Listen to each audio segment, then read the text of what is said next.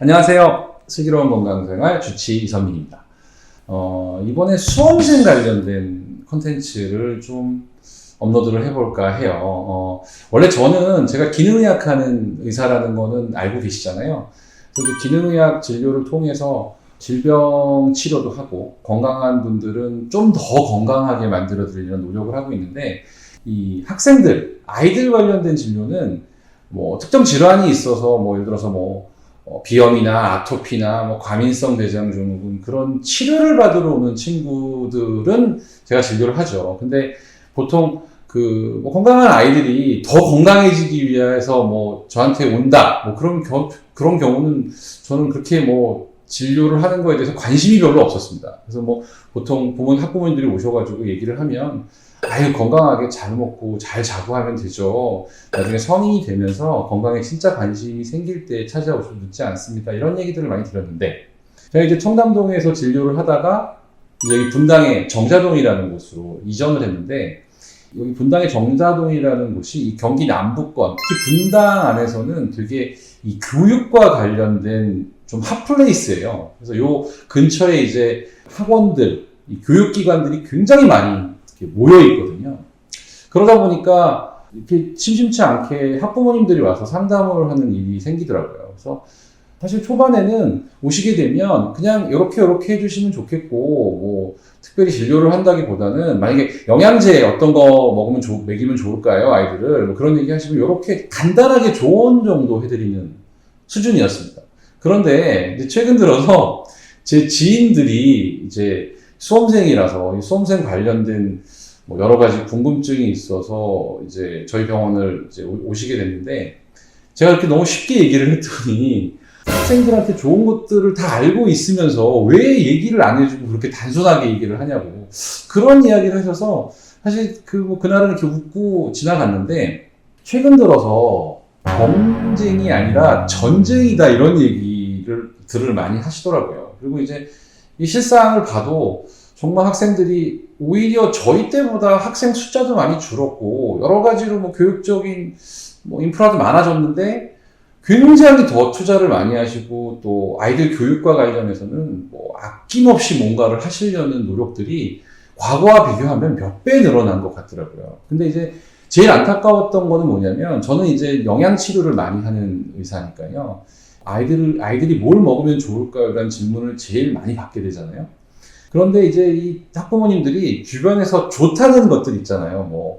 비타민이 될 수도 있고, 보약이 될 수도 있고, 홍삼 이런 게 될 수도 있고. 이런 것들을 주변에 서로 이제 권해서 아이들한테 이제 먹이시게 되는데, 저희 같은 그래도 전문가 입장에서 보면 이게 잘못되는 경우들이 굉장히 많이 있어요. 그러니까 어떤 아이들한테 에너지를 높여주기 위한 영양 성분들을 주는데, 사실은 어떤 친구들은 그런 게 도움이 되지만 어떤 친구들한테는 오히려 역효과를 내기도 하거든요.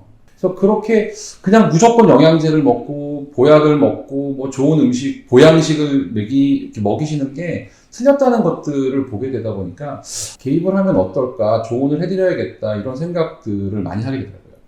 제 주변에 의사들 중에서도 특출나게 공부를 잘했던 분들이 있어요. 이런 분들한테 이제 여쭤보죠. 제가 여쭤본 경우도 있고, 또 주변에서 이렇게 물어보는 게 뭐냐면, 어떻게 하면 그렇게 공부를 잘하실 수가 있어요? 비결이 뭐예요? 그래서 여쭤보면 이분들이 공통적으로 얘기하는 게 한 3가지 정도가 있습니다. 첫째는 뭐냐면 체력이에요, 체력. 그러니까 의외로 이분들이 공부하는 비결을 얘기하는 게 아니라 기본적인 바탕이 되는 것들에 대한 중요성들을 얘기를 많이 하시더라고요. 첫째는 체력이에요. 두 번째 얘기하시는 거는 뭐냐면 집중력이에요, 집중력. 이건 누구나 공감을 하실 이야기이긴 하지만, 이 집중력이라는 게요, 우리 아이는 좀 집중력이 없어, 이런 얘기들을 하시게 되는데, 사실 그 아이들도 자기 좋아하는 거 할 때 집중하잖아요. 그래서 이런 집중력들을 어떻게 공부에다가 쏟아부을 수 있을지 하는 요령들. 세 번째는 너무 뻔한 얘기긴 한데 바로 건강이에요.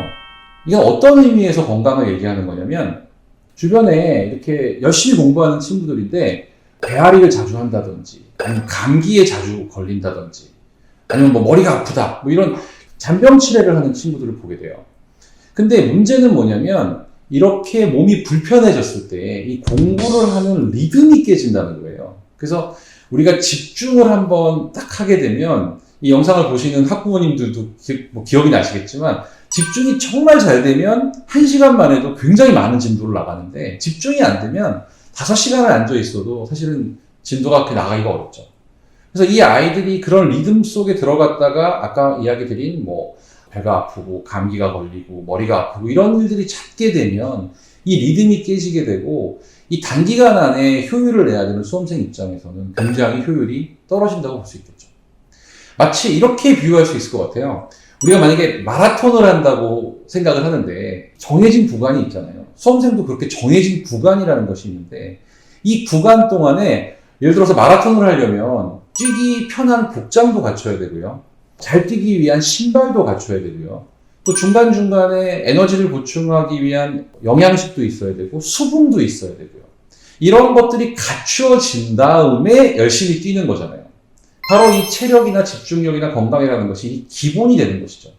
물론 이런 기본을 갖추고 뛴다고 해서 누구나 잘 뛰는 것은 아닙니다. 근데 이거를 먼저 갖추지 못한 상태에서는 결과적으로 효율적인 수험생활을 보내기는 어렵다라고 생각을 하는 거죠. 근데 바로 이 수험생들이 공부를 하는 데 있어서 가장 기본이 되는 이런 갖춰야 될 것들이 뭐냐면 1차적으로 수면, 잘 자는지, 그 다음에 적절한 운동, 그 다음에 어떤 음식을 먹고 어떤 음식을 피해야 될 것인지, 그 다음에 정신적으로는 어떤 멘탈을 가져야 될지, 마지막으로 만약에 영양제가 필요하고 영양소가 필요하다면 어떤 것을 챙겨줄 것인지, 이런 기본이 바로 마라톤 선수가 복장을 갖추고 신발을 신고 수분을 보충하는 것과 비슷한 가장 기본이 되는 것이죠. 다만 여기서 우리가 명심해야 될 거는 이런 그 마라톤 선수들이 복장을 갖추고 신발을 잘 신고 수분 보충을 적절히 한다 하더라도 이 선수들이 결과적으로 마라톤을 뛰는 데 있어서는 자기만의 어떤 스타일과 플랜이 있죠.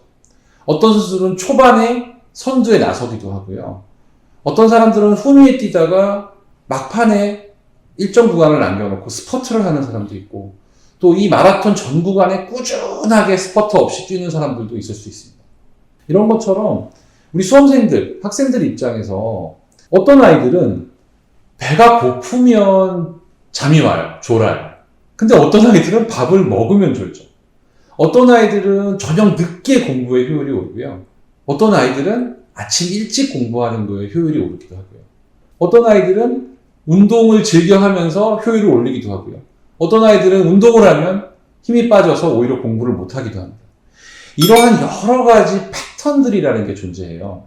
그래서 복장을 갖추고 이 패턴, 나의 레이스 패턴을 어떻게 잡아가느냐가 결과적으로 마라톤에서 좋은 성적을 거둘 수 있는 요소가 되는 것이죠. 그래서 원래 저희는 기능의학에서는 대사의 패턴이라는 게 있어요. 느린 대사형, 빠른 대사형. 제가 이 이야기는 다음 편에 조금 더 자세하게 띄어서 설명을 드릴 예정인데요.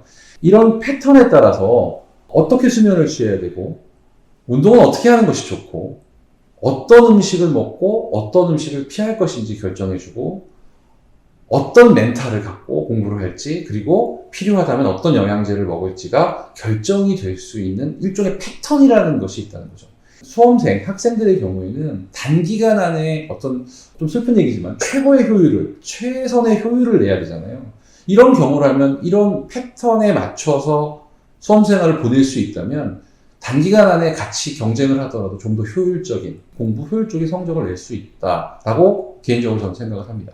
그래서 저희는 기능의학을 하고 있잖아요. 그래서 기능의학적 검진에 모발 미네랄 검진, 기원성 음식 알러지 검진, 유기산 검진 이런 검진들을 통해서 이 학생이 어떤 패턴을 갖고 있는지를 평가를 해요. 평가를 하고 거기에 맞춰서 수면, 운동 여러 가지 패턴들을 정해주는 것이 가장 효율적이라고 보는데 제가 유튜브를 하고 있는데 무조건 병원에 와서 검사를 꼭 하시는 것이 맞습니다라고 이야기 드릴 생각은 없고요. 그래서 제가 앞으로 이어갈 편에서는 이러한 검사를 하려면 비용도 들고 시간도 드니까요. 이러한 검사를 하면 좋겠지만 못한다면 어떻게 간접적으로 우리 아이들의 그런 패턴들을 판단해 볼 수 있을까 하는 요령들을 좀 알려드리려고 합니다. 제가 이제 앞으로 올릴 컨텐츠의 이런 영상들을 보시다 보면 아, 우리 아이들의 패턴이 이런 패턴이었구나 생각을 하실 수 있을 거라고 생각하고요. 그래서 거기에 맞춰서 우리 아이들을 어떻게 가장 효율적인 공부를 할 수 있도록 만들어줄 수 있을지에 대한 좀 힌트를 얻어 가실 수 있도록 영상을 업로드 해보도록 하겠습니다. 감사합니다.